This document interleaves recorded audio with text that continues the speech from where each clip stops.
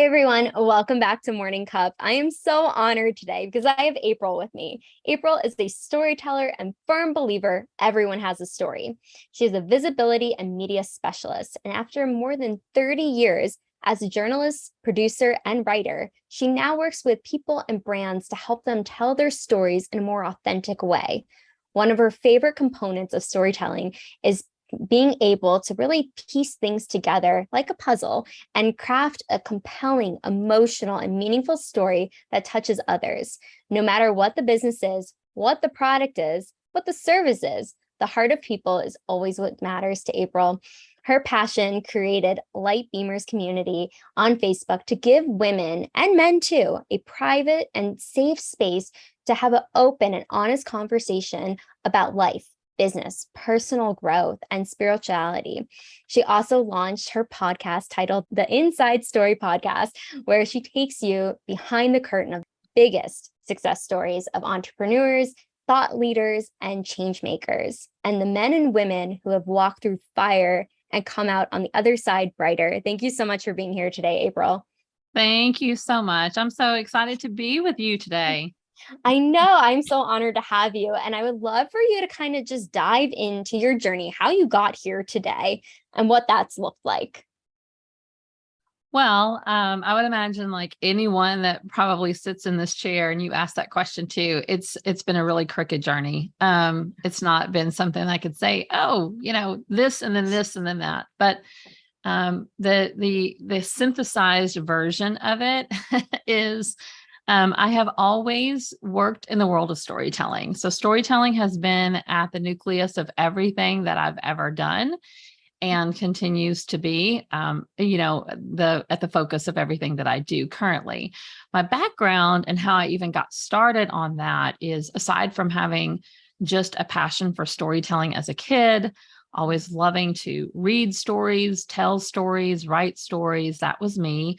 And then I figured out a way to make a living doing that in the early part of my career that looked like journalism, television broadcasting, television producing, video producing. And that was the path that I was on for a very long time. I did that for about 25 years.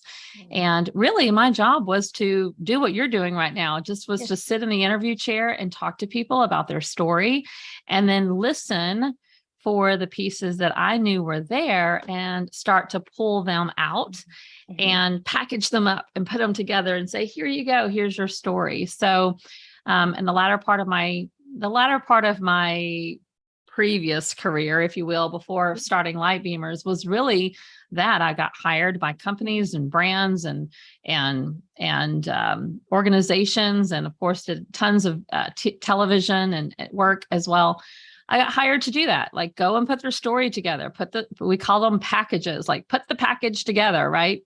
Yeah. Success stories, transformational stories were always the lane that I love to play in, because what I know to be true about human stories is that we are all walking around with some really powerful stories of transformation and change, because nothing ever stays the same.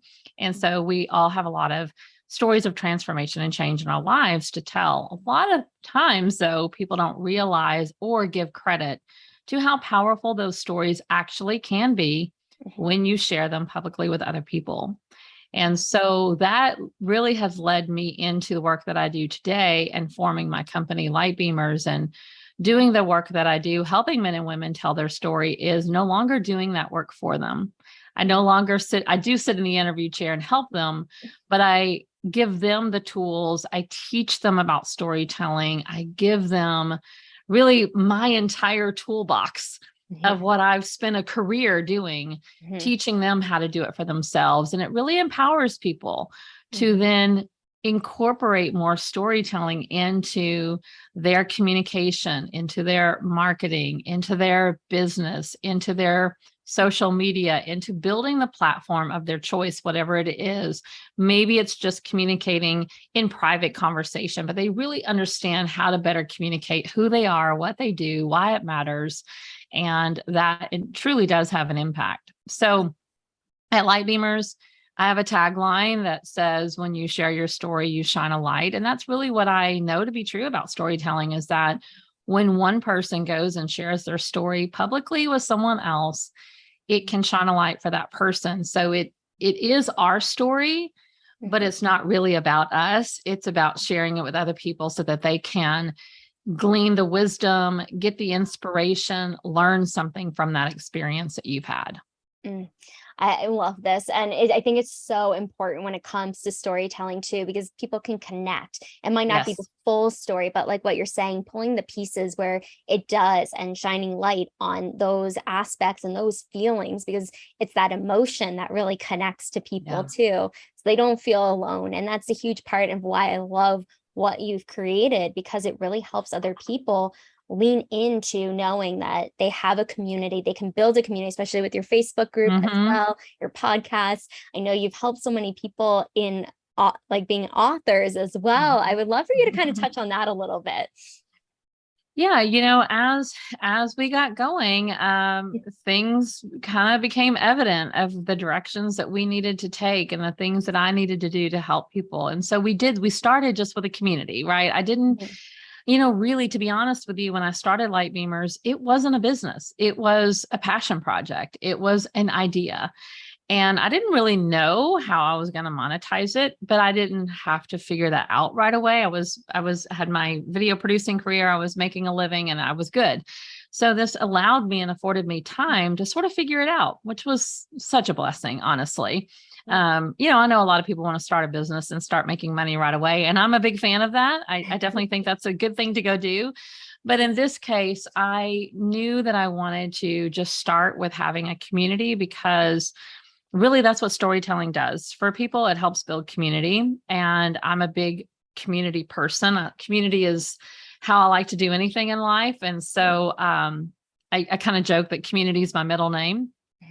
It's not, by the way, but, so I started with a community. I started with a Facebook group. I said, I don't know what this is going to look like, but let's just start by getting people together in a private forum where I can teach them a little bit about storytelling and they can practice it, and in order for them to practice it, they're probably not going to want that to be public. And so creating that private, safe container was super important. And it still is to this day. And we're still doing that to this day. So the Light Beamers community has grown. We have been in existence now for 7 years. And a lot of people have come through those virtual walls, and we have been able to help them and support them. And many of them have never become clients. And that's okay. They still got what they needed. They learned a little bit about storytelling. They had a safe place to practice. And then, hopefully they graduated on and went out and started sharing their story about, and I know that happens because of course I follow them, I see what they're doing, and it's really awesome. But a lot of times what happened was women would come into the community and they would get those tools and resources, and they wanted more help. They still had more questions. They needed more direction. And at that point, that's when I'm like, oh, a business is born. And that business really started to grow. And it informed me based off what they were asking me.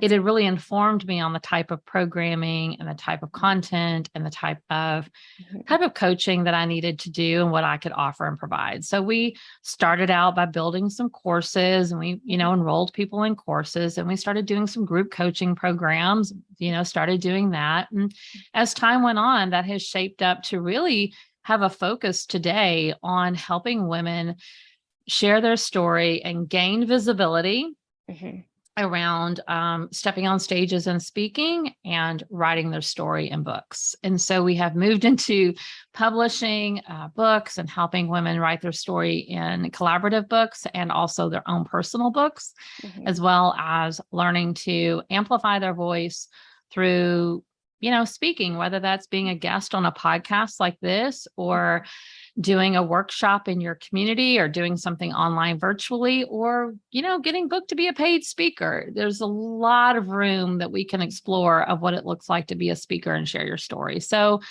that's kind of where our focus is these days. And through all of that, really, it helps me, live out my mission, which is just to equip and empower more women to use their voice. And that's super important to me. So. Oh, I think it's very important. And I really appreciate the fact that you said your middle name is like community. It's not actually community, but it's that community piece over competition and really collaborating and being able to lean into one another. So you have this safe community that you can speak freely. And if you stumble over your words in the first time sharing the story, you have support. No one's going to be like saying anything negative, but really coming together and empowering one another. And I love that's what you stand for, because that's so important to me as well. And a lot of people listening too, because it is about that. It is about seeing people light up, and that's why I love the name of it, Light Beamers, as well, because it really lends into that shining light bright into their world and letting other people see that too, and the light that's surrounding them that they might have dimmed themselves or aren't ready, but you're able to really take them to that next level, whether they're just in the Facebook group, but getting exactly what they need, or doing the courses, being able to write a book or be a co-author, but being able to have this, I think, is so important, because a lot of people don't have that in their immediate circle sometimes. And have it. I didn't even have it. I'm even doing this work for a long time. I'm like, I don't even have a place to go share my story, and that was a big precipice of me wanting to start this. Was like, well, I want to do this work with other women. I want to have a place to share my story, and I want to encourage them to share theirs. And, that was me stepping out and being a leader of the movement. And, truth be told, and in all transparency, I had to do a lot of that in the beginning. It took a while for women to come around to start joining me and sharing the stories. I mean, they were in the group, they were in the community, but they were not showing up and sharing their story. And so I just showed up religiously, trying to find different ways to talk about my story and different things that were going on in my life. And then using that as a way to like open up the conversation, or ask them probing questions, or get them thinking about, have they had a similar experience to what I'm sharing? And doing that a lot. I had to do a lot of heavy lifting in the beginning to get that community up and running and getting women to do that. But what happened was, when women started showing up and being brave and following me, not following me like on social media, but following my lead and showing up and sharing their story, also, it happened faster, right? Because then more and more women would do it. So seeing one person is okay, but when you see the next person, and then the next person, and the next person do it, eventually the person way back in the back of the room has no choice but to move forward. And so we really do magnetize people into doing the work. However long it takes them is okay. Of course, I want to speed up that process as fast as possible for people, because I know what's waiting for them on the other side of all that fear. But we're here for however long it takes women to come to share their story and really learn how to share the story from a place of power, instead of letting that story have power over them. Oh, that was powerful in itself just now.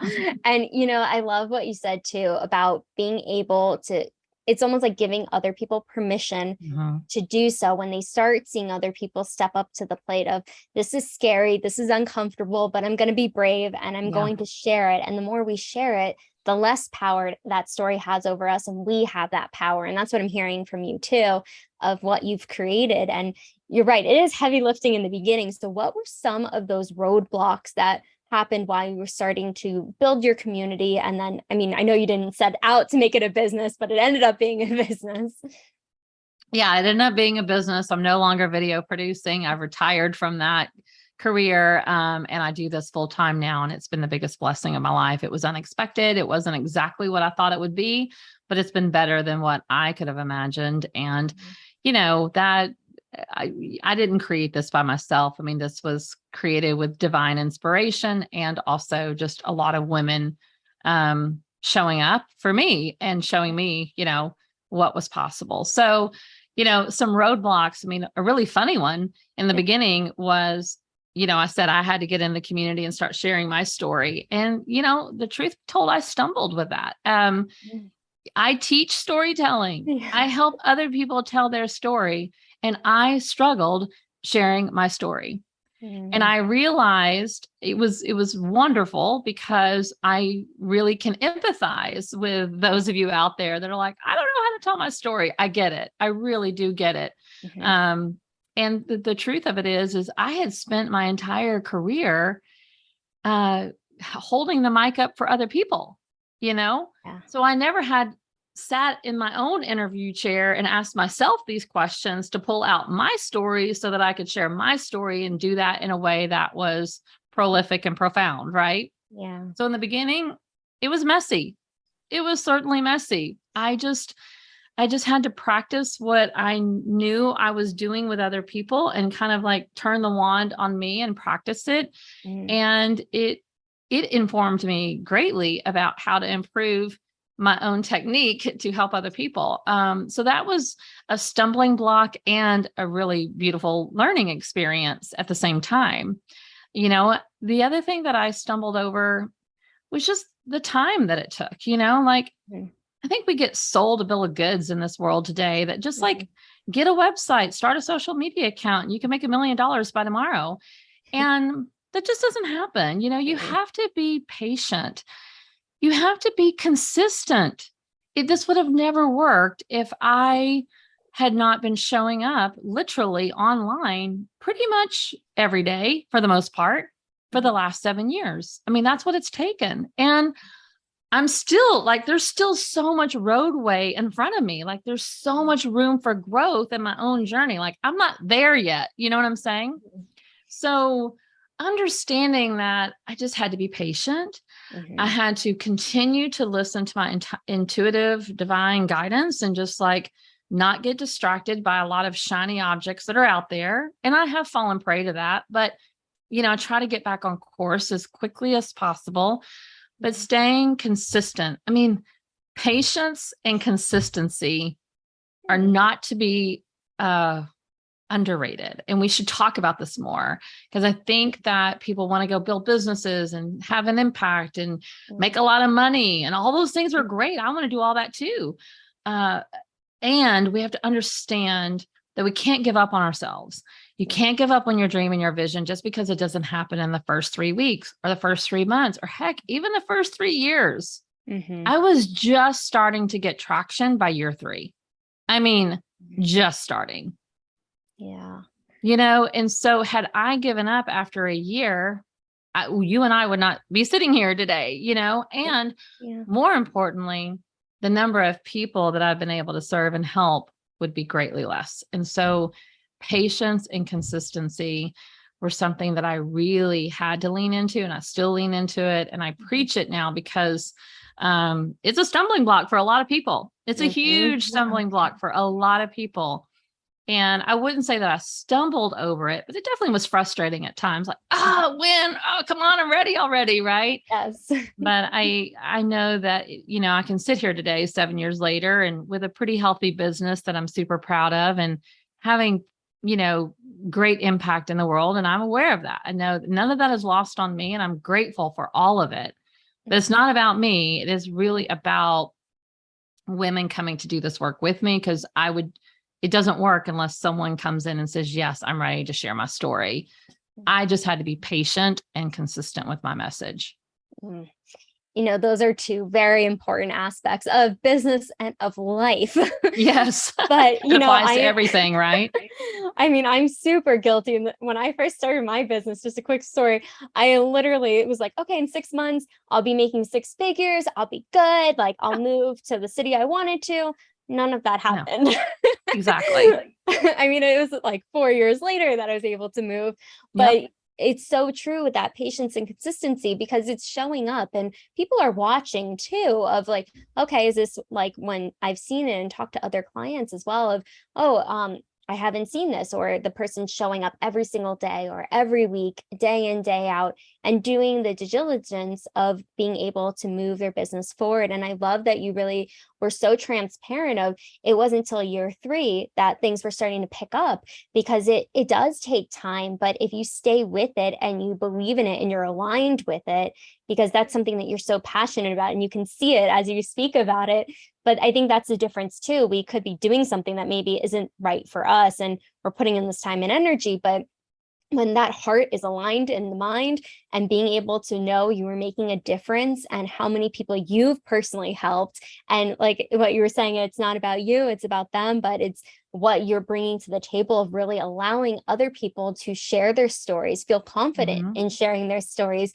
I think that's what it's about, because at the end of the day, we're all human and we all have something we've gone through, but you're able to, again, and I'm probably saying it a million more times, but shine the light on them so they can shine for others and others can start to shine too, because there's enough for all of us. Yeah, and you hit on something that I want to highlight again, Mhm. is that part about really being passionate and aligned in what you're doing. Yeah. By no means am I suggesting stick with it and stay consistent Okay. and be patient if you're just feeling like, I don't really know if this is what I'm supposed to be doing. Mhm. Like, don't do that, right? Mhm. Don't beat a Yeah. dead horse, as we say Yeah. in Texas, where I'm from. Don't do that. Yeah. I never had those thoughts. Mhm. I always knew this was my path. I mean, again, Yeah. I've been doing storytelling a long time, and That's this was just the next level for me, the next iteration of my career, the next iteration of my work in the world. And I was Mhm. very clear about that. And I knew it. I knew that much.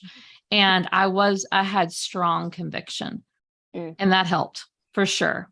Yeah. And so, yeah, there were times when days were frustrating and maybe, I wasn't sure about this or that. And I would ask myself, well, is quitting an option?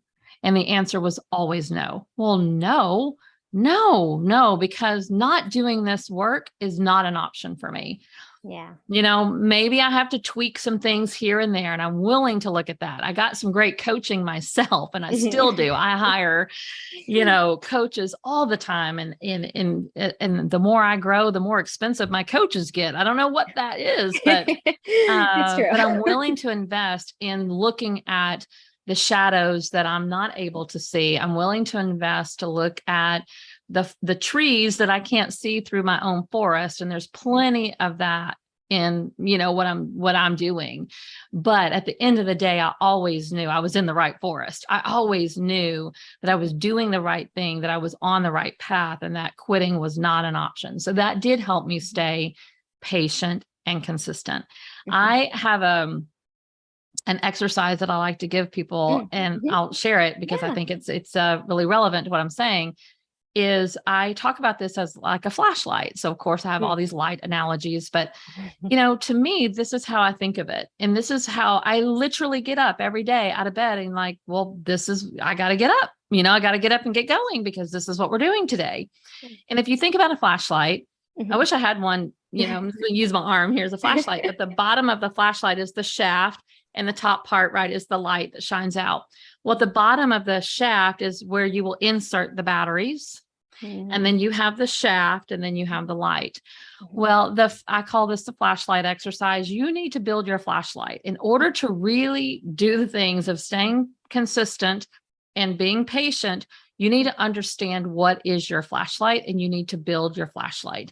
The Mm. batteries that go in at the bottom of your flashlight are your personal why. If you don't know why you're doing this and why it matters to you, and maybe it is because you want to make $1 million so you can send your kids to college, you can live in your dream town and your dream city, you can live the life that feels very abundant and spacious and glorious to you. There is nothing wrong with that. And if that is your why, that Mhm. can be your why. Right. It doesn't have to be about saving the world. It doesn't have to be about impacting millions. Those are great too. And Mhm. maybe your why is maybe a little bit of a mixture of both. So a lot of times I say you might even want to make it you have two whys, your personal why Mhm. and your business why, like the impact why.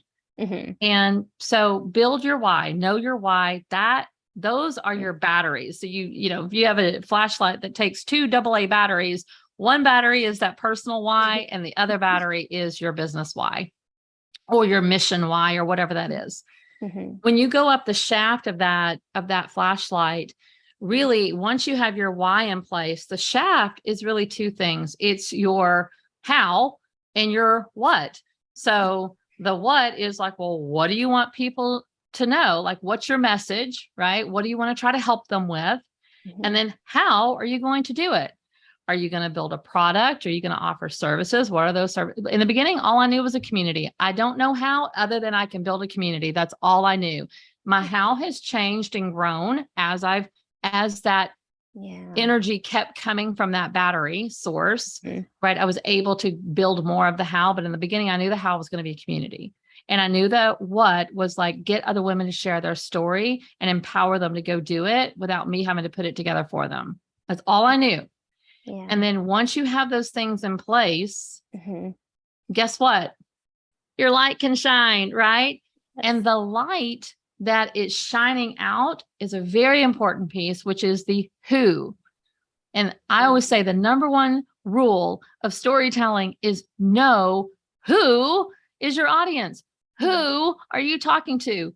Who are you trying to impact? Who can come into the how with you? Who is that message for? And I promise you, it's not Uncle Jerry and Aunt Tina or your mother, right? So a lot of people get stumbled up around the consistency of showing up and putting their stuff out into the world because they're so worried about what someone else is going to think. Usually the someone else that you're worried about what they're thinking is not part of your who. They're not who you're shining your light for. So you got to get over it. You've got to get over that, stop thinking about them and start thinking about your flashlight. Start putting your mind and your eyes on who you are talking to. Turn that flashlight on. When you turn that flashlight on, I turn mine on every day, get out of bed, time to turn the flashlight on. Right. And now I know I can get up, I can do this stuff. I can get on these podcast recordings. I can get into my community and do Facebook Lives, like fall my face off, do them so much. I can get on here and be very passionate about what I do because I'm so locked into what I'm doing. And I'm sure there's people out there talking about me and like, what the heck she thinks I don't care. Right. I'm not shining my light for them. Right. They're going to have to find somebody else that's going to shine a light for them in a different flashlight, but they're not part of mine.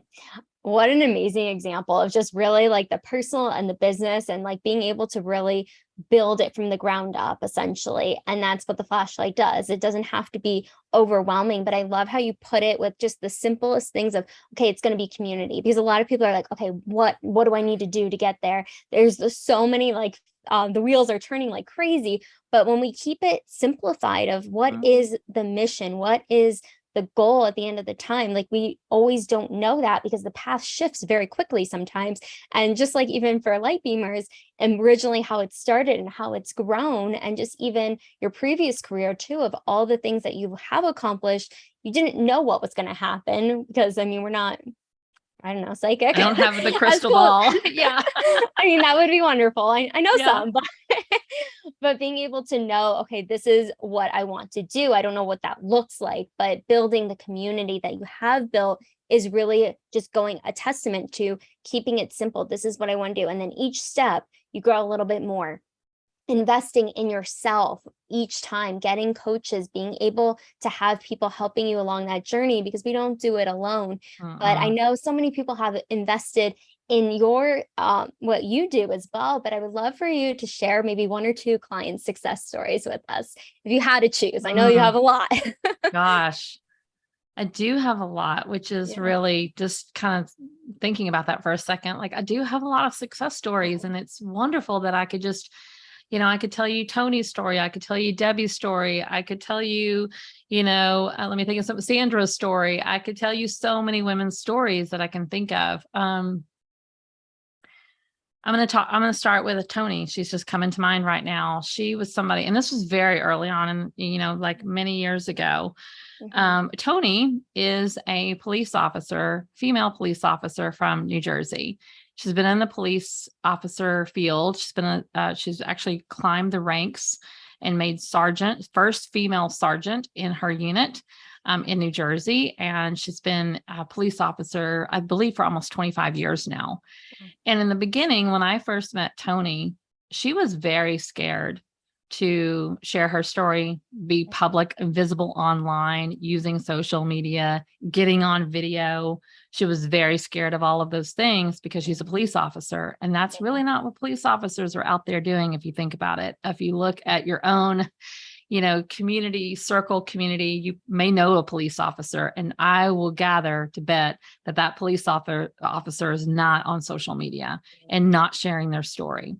And Toni was she saw something in that, and she had a deep desire to reach people because she has a different voice because she is a woman in a very male dominated field. Yeah. And she saw, including herself, she had so many stories, including her own, of some really devastating things that police officers navigate. And she had gone on a healing journey for herself and started incorporating tools that allowed her to process some of the really negative and dramatic and traumatic experiences that they see on a daily basis.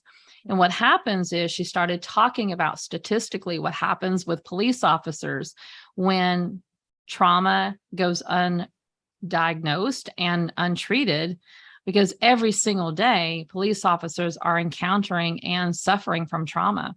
So you have very high alcohol consumption and drug consumption rate in police officers. You have very high abuse rates inside marriages of police officers.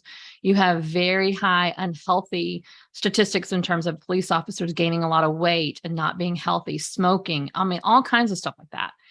And all of that stuff just leads to bad stuff, right? Like, it's not good that we have a bunch of police officers walking, the streets with all of this anger. And that's why, of course, we have police beatings and things that really show up in the news. So Toni had a really good reason why to show up and start telling her story, because she knew she wanted to be a solution. She wanted to be part of that solution. Yeah. And she's done a very brave thing by doing that. She's gone and gotten certified and, learning about essential oils, learning about different therapies. She's now working on her doctorate of psychology so that she can continue to use her voice to be a voice of change and to teach other first responders, police officers, emergency personnel how to navigate being a police officer.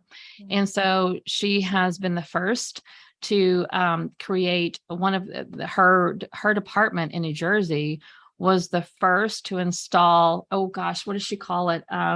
It's like a response room, not like an like a crisis center, or like a crisis room, but it's like, I'm sorry, I can't think of it. Toni, you're going to watch this, and I'm going to be mad at myself that I can't remember the name, but it's like a room, a resiliency room. Mm-hmm.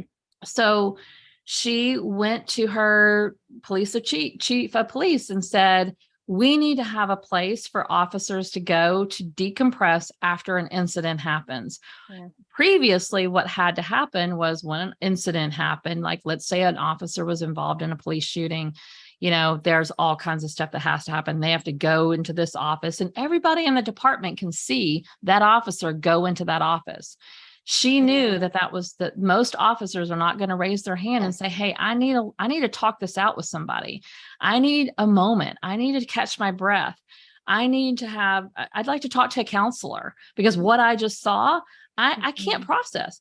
And they were not doing that, because if they raised their hand and went in that room, then guess what would come out when they came out of the room? Like all this ribbing and joking and giving them a hard time. Again, a male dominated industry. Right. She created a room where this could take place in privacy and no one would ever know they were in there.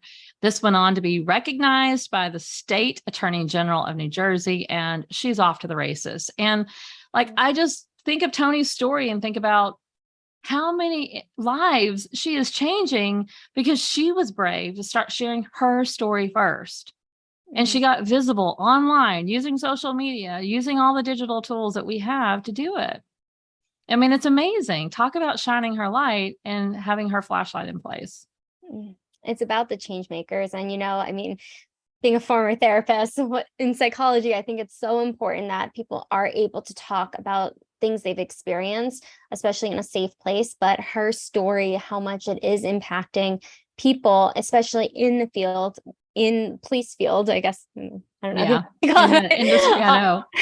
But being able to have a place to talk, because there is a huge stigma and there are a lot of factors that happen in that regard, but being able to understand too that it's okay to be vulnerable and talk about it so it doesn't have a ripple effect in a negative way, like what you're talking about, the drinking, abuse, other factors that can play a part, not for everybody, but it can play a part and being able to rectify that and have a place to decompress. And I love the idea of the resilience room and having it in a place where you're not going to be judged for going in there. And her story is going to have a ripple effect. And people watching now, it's going to have a ripple effect. So thank you, Toni. And thank you Yes, for thank you. sharing. Thank you, Toni. And I think back to when she first came into our community, she was nervous about getting on video. One of the Yeah. big things that I teach is live streaming, getting on video, using social media to your advantage to help, get your message out. Yeah. It's a very huge way you can shine your flashlight for sure. And at the very, like, this goes back to one of our early day courses. I led a course called 21 Days, 21 Ways, and it was getting them comfortable using live streaming and getting on video. And Toni went through that course, and she was not using video. She didn't know how to live stream. She didn't know how to do any of that. And that girl today, she is live on social media 5 to 6 days a week because she has turned on her flashlight and she's not turning it off, I'm so proud of her. It's really, really remarkable what she's done. And it's small, like it's big impact, but like what she's doing is it's not like she's changing the world, although it has the capability of doing that.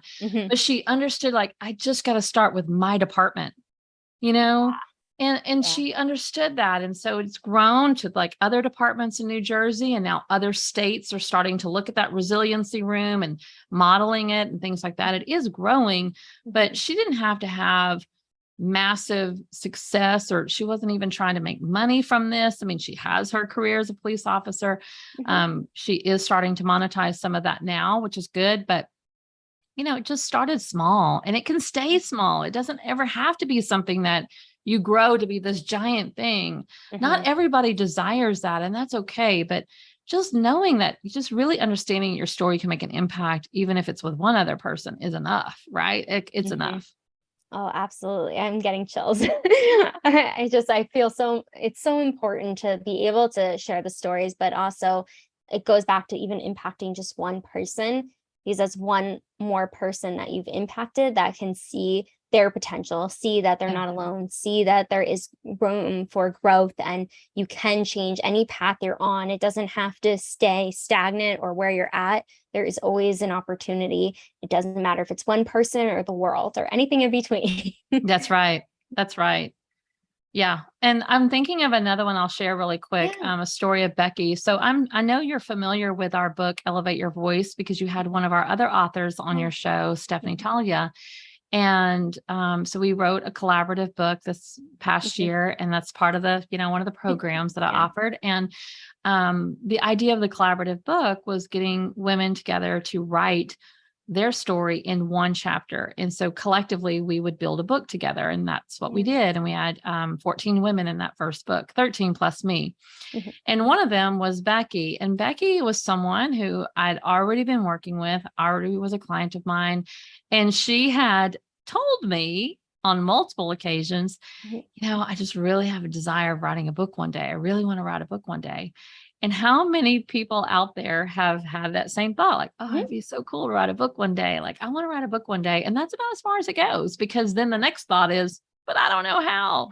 And that seems so overwhelming. And I don't know where to start. And how do I get it published and all those things? And so that actually was one of the programs that we built, because we wanted to answer all those questions. And so we wanted to make those excuses go away by showing women and walking them through start to finish writing, editing and publishing and launching a book. Well, Becky did that with us. I went to Becky when I knew that we were going to do this first book. And I'm like, okay, Becky, you always said you wanted to write a book.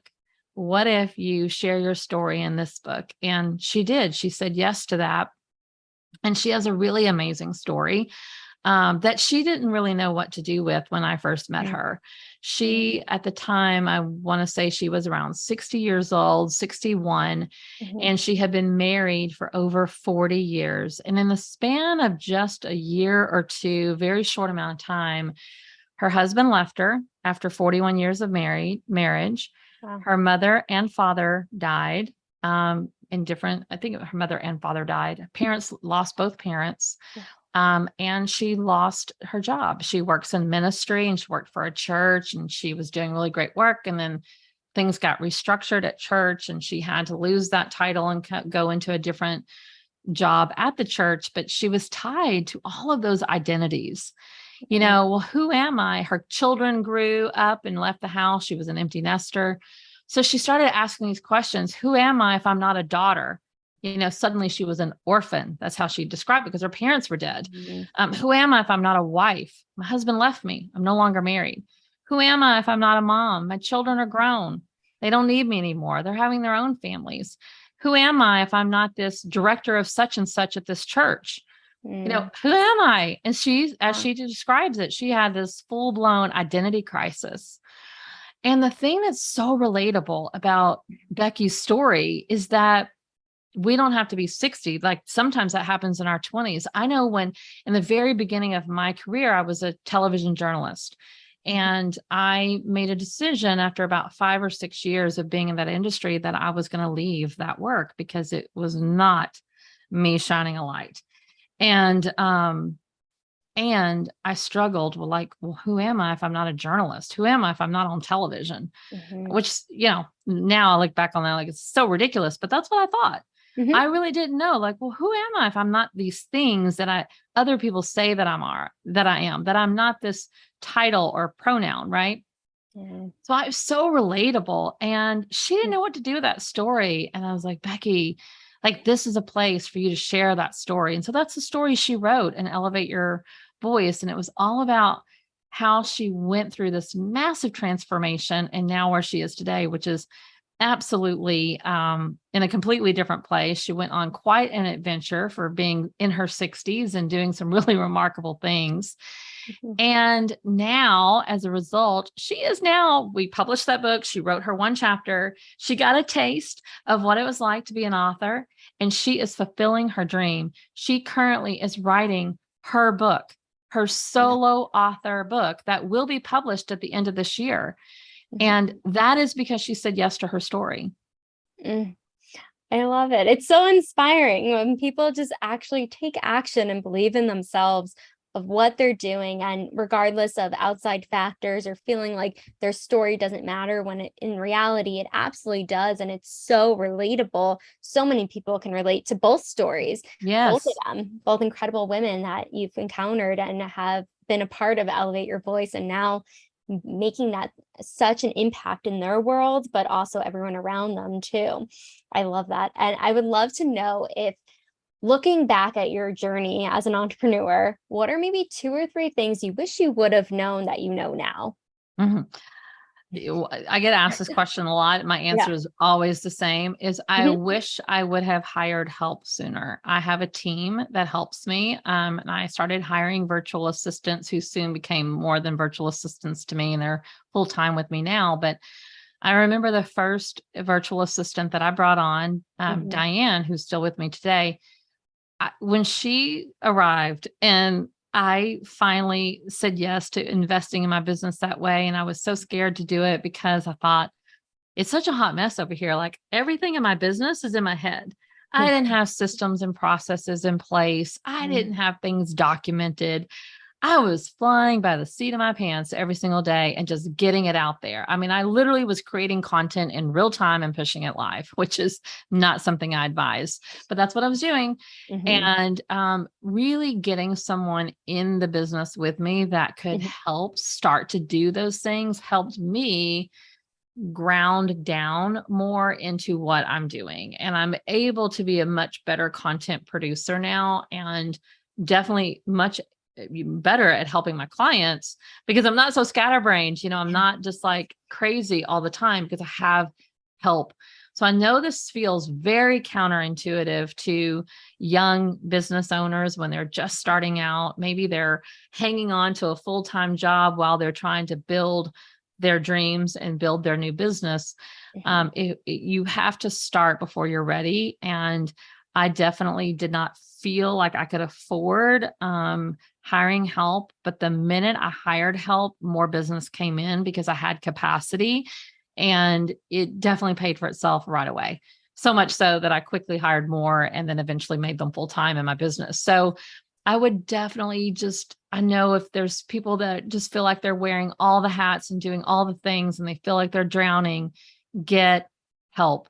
Get help. I mean, eat beans and rice if you have to, so that you can afford to get help. It will be a very short-term diet plan for you. I promise you will get through it, and you will be able to grow and scale your business once you get help.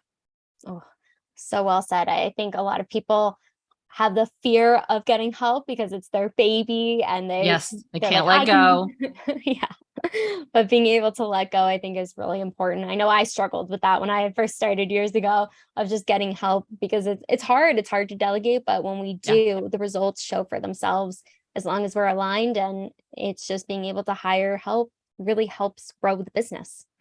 That's And a lot of times they do things better than I can do it, like, oh, that's a good idea. I would have never thought of that, yeah.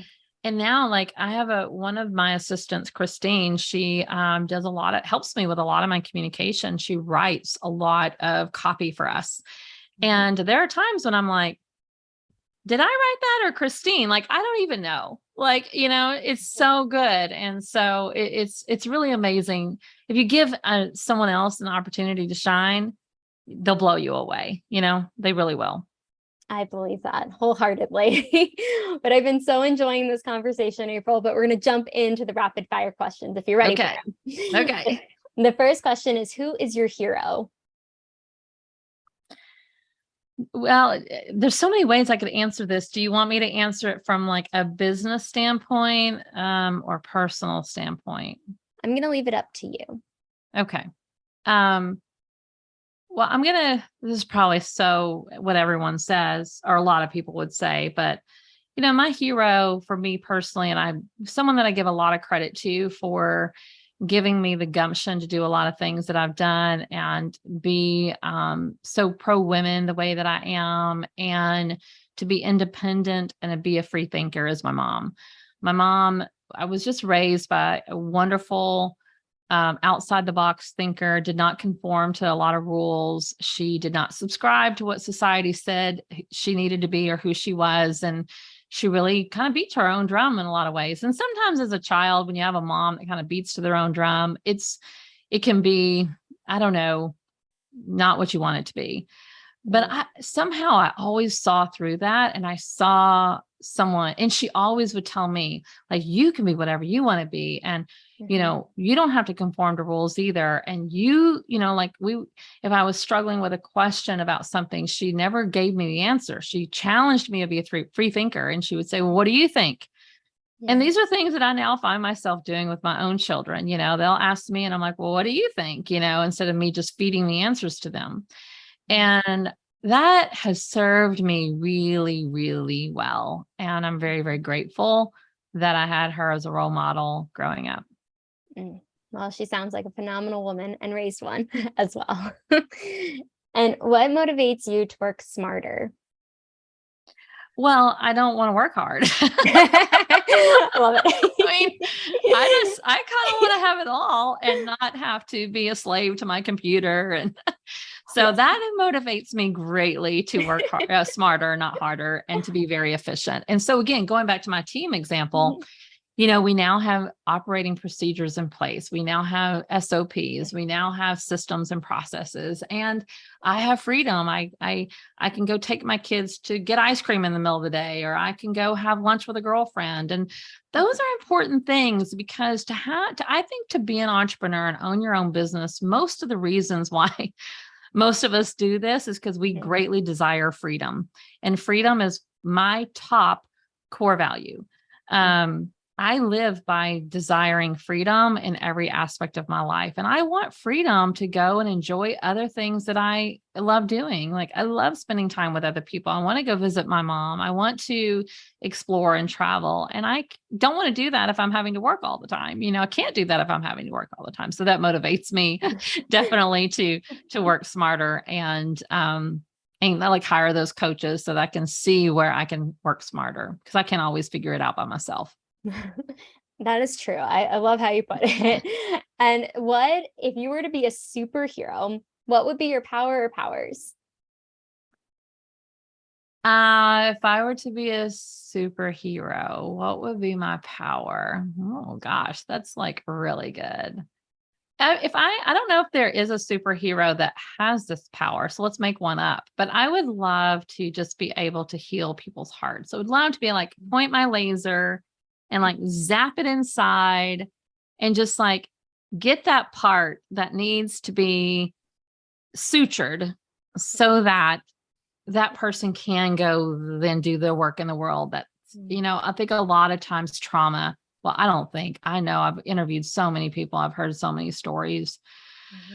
Trauma is big, and people that go with unaddressed trauma stay stuck. And I wish I could just shorten that process for them. I wish I could point that laser and get that trauma healed so that they could go and do their work in the world and have the impact that they're here to make and tell their story about it. That's a beautiful one. And I wish I could give that power too. I know. It's a good one. We need a superhero for that. Well, we have you. You're helping them by telling their stories. And so if you were to share a meal with any individuals, living or dead, 4 of them, who would they be? 4. Okay. Living or dead. If I were to share a meal, I would say, okay, one of them is Steve Hartman. And Steve Hartman, do you know who he is? You do. Okay. So for everyone watching, Steve Hartman is a CBS News reporter who is an amazing storyteller. When I started out my career, I was working for CBS News for some of the affiliates around the country. And Steve Hartman was just beginning to come on the scene, and he greatly influenced me in terms of the style of storytelling I wanted to tell. If you don't know who Steve Hartman is, please go watch his stories and you will see why I'm madly in love with him. And I share this on anytime people ask me, because I'm like, one day I'm going to get connected with him and I'm going to be able to interview him and have him on my podcast. So I'm manifesting that, putting that out there. If anybody knows a connection to Steve Hartman, I would greatly appreciate it. I didn't have a connection even at CBS News because that, we were on different playing fields, but anyway, he would be one I would love to talk to him and share with him what an impact he made on me as a very young journalist.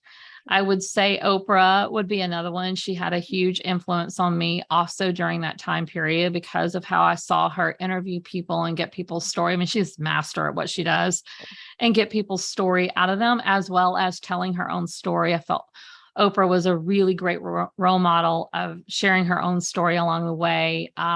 She told it so beautifully and vulnerably.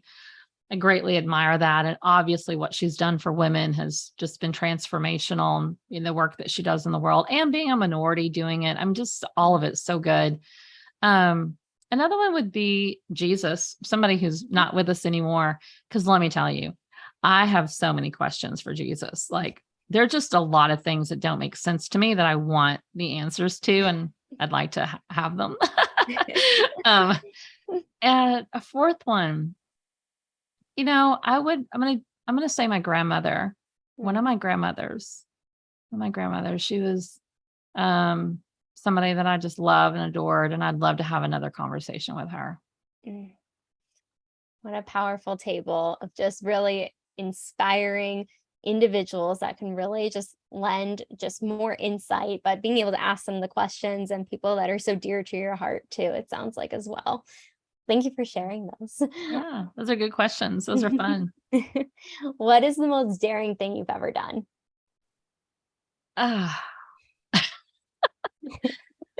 not someone that jumps out of planes. I haven't done anything super adventurous like that.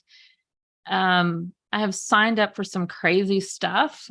But there was a period in my life where I was working out with this boot camp group, and we were a very, very close group of people, and we signed up to do some really crazy things. And so those were pretty daring. We did a 200-mile relay race from across South Carolina one year. I signed up to do a 50-mile race, which we're just like middle-aged, not super fit people signing up for these things, like I'm not an ultra marathoner or anything like that. So those are pretty daring when you sign up to do these things. Some crazy, crazy stuff like that physically, I would say. More esoterically, I would say, I think the most daring thing that I've done is to go out on my own and start my own business. I mean, Yeah. it's really been Mhm. the hardest thing I've ever done, and also the most exhilarating thing I've ever done. And being a woman business owner is freaking daring, and we Mhm. need more women doing it. So, Yes, that is your call, women. Um, yes. what is the phone app that you use the most? Probably social media. And I hate to admit that because I know that's like not healthy. But I run my business on social media. I make no apologies for it. I connect with people on social media. Mhm. I feel like I try to use social media in a good, positive way. I don't scroll and just aimlessly. I mean, occasionally I will, but Mhm. I really try to be very intentional about my time on social media. But Mhm. I'm sure if you pulled up the data usage, it would tell a story. And I'm quite sure it's one of the social media apps, probably Facebook. I believe it, and it's good for business, but also connecting. Yeah. And so what is the last book that you've read or listened to? Oh, I am reading. I haven't finished it, but Mhm. there's a fantastic book that has been around for a long, long time that I just read or am reading. And I've been telling everyone about it, Mhm. especially business owners and leaders. And Mm. it's called Jesus CEO. And I'm Mm. sorry because I didn't know you were going to ask me that question. I don't have the name of the author, but it's a female author. And it's been around for like 30, 25, 30 years. Mm. Or maybe not that long, but a long time. Mhm. And it's not a religious book, Mhm. but it does take the life and leadership of Mhm. Jesus and what Jesus stood for and translates that into leadership principles that we can all use today. So even if you're not a business owner, like Mhm. leadership in general, I think we all can expand our leadership capability. And Yeah. it's a beautiful correlation to looking back to 2000 years ago to Mhm. a man who walked the earth and how he led and use those Mhm. principles today to guide us. And I'm a faith-based person, so I love the Mhm. work of Jesus anyway. Yeah. But like I said, if it's not your wheelhouse, I would still encourage you to read it because there's so many good things about it Mm. that I've taken away while reading it. And the chapters are super short, very actionable, and it's just brilliantly done. One of my favorite books that I've stumbled across lately. I actually just recently heard about that as well, so I now second person to You tell have to me go read it. I You have need to read it. it. Yes, I please, love everyone go read that book. it. I'm gonna try. I don't know anything about this author, but I'm gonna try and get a hold of her and see if she will do an interview with me on the Inside Story podcast because I'm just fascinated by that work. And Yeah. I'll tell you because go if you get the book, Mhm. I think I have it memorized. Go to page 190 because I've been telling everybody that. Mm. Start with that chapter, which is Jesus empowered women. Mm. So there you go. Start there. Yeah, I'm like, mic drop. That chapter, that page. So if you were to have a movie about your life thus far, who would play you? Oh gosh. Uh, who would play me? I have no idea. I'm gonna say Reese Witherspoon because she's like I'm a Southern girl Oh. and Reese is Southern. She's blonde. I'm blonde. Um, I think she's a very commanding, powerful woman. She has a all female led production company, which I greatly admire. So yeah, I'll pick her. She's a great choice. So if you had to look at just your family recipes, do you have a favorite family recipe that you make together or that's traditional that you do with your family? We have a family recipe that's been passed down. That's a chicken and spaghetti Mm. that my kids love. That's been passed down from my grandmother, and we all make it. My sister makes it. My mom makes it. I make it. We all make it in the family. We love it. So that's a really, really good one that's been passed down. Mm. There are some things that we make inside our family today that are new recipes that we have fallen in love with. We have we have off and on been vegetarians in our Mhm. house, and so there's one for lentil tacos that we really, really like, Ooh. and it's a crowd pleaser. Everyone likes it, including my kids.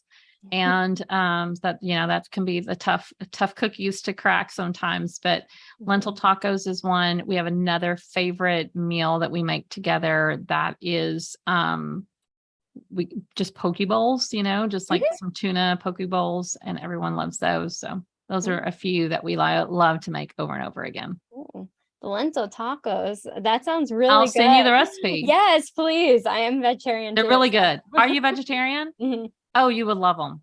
You will Yeah. love them. Thank you. Thank you. I love when we get to share those. Yeah, I'm going to send you a cookbook off air. I'll tell you more about it, but yeah. Yes, please. So what is your favorite way to spend a day off? If you're not empowering all the women you get to empower. We recently moved into this house that I'm sitting in now, and I'm in South Texas, and it's always hot here. And we are 3/4 of a mile from a beautiful river that we have access to. It's not on our property, but I can walk to it.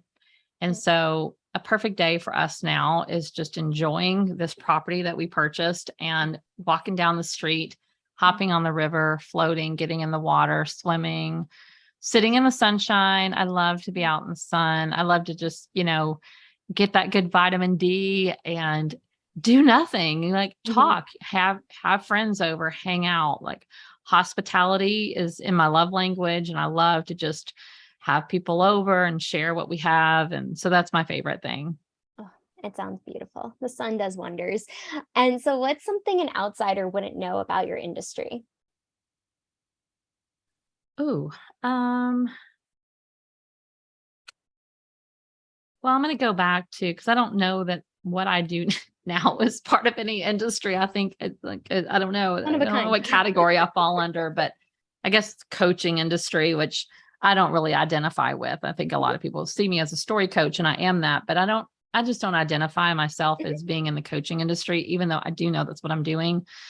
But I always will identify as a storyteller, journalist. So I'm going to go with that industry. Yeah. I think that people don't realize how non-glamorous it is. I think a lot of people see the work of a journalist or a television producer or any of those types of things, and think that they've got it made and that it's just so easy, and that we have like an entourage walking around helping us do all this. And it's really a lot of grunt work. It's not easy. Storytelling in general is not easy because you take on all these stories with you. I mean, I'm an empath, and it helps me do my job extraordinarily well. And it also is it's like an albatross. I mean, it is very hard sometimes to leave those stories behind. And behind the scenes, what people don't see is just some days I'm just crying all day and I can't shake it. I just can't shake certain stories, or I feel the weight of it all.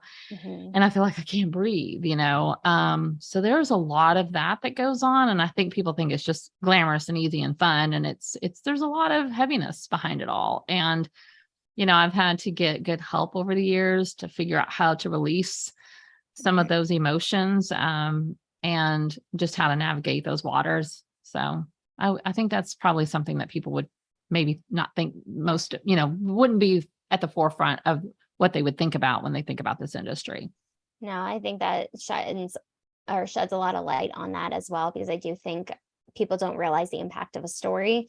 I know, like, especially in the therapy world, that there's a lot of heaviness, but in the journalist aspect and just being able to tell the story, when you're hearing that story, you can really take it on, but having the tools to not fully take it on, and being able to shed it once it's been told, because that can be too much to hold. Yeah, it is a lot to hold. Yeah, absolutely. But April, where can people find you, hire you, use your services? We'll link everything below, but if you could let us know too. Well, I'm really easy to find because it's light beamers everywhere. LIGHTBEAMERS, light beamers. I'm on Instagram at light beamers. I'm on Facebook at light beamers. Our community on Facebook is the Light Beamers community. I'm on LinkedIn at light beamers. So those are my 3 main channels that I love to play in. Of course, we have our podcast, the Inside Story podcast. I would say really the best place to start. There's two places. You could go to lightbeamers.com, and there's a really great free resource around how to get started telling your own story or understanding the key components of your story. It's a resource guide that you can download for free.